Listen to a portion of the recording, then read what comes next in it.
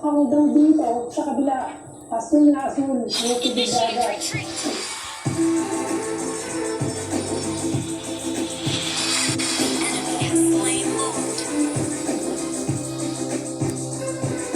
Ano po yung pinakamagandang buwan na puntahan itong Bulbul Beach? Sa akin, mga October to January, ang listahan ng San Torino na pag-upakan yung mood side ko talaga. Pagka mo dyan, lalabas yung pinakaano yung isa-isa. Don't initiate retreat.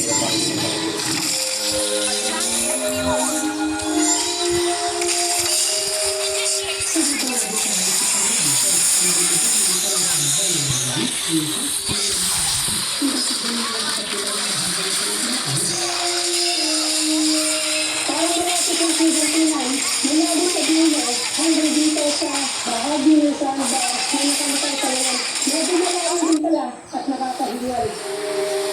Ano sila ay papunta sa kabilang isla. Yung paliliguan ng Manila ay kasi yung tubig. Picture perfect, ito nga ng ilan. Dahil ang pagkakas naman ng post na palakal man ibaguhan.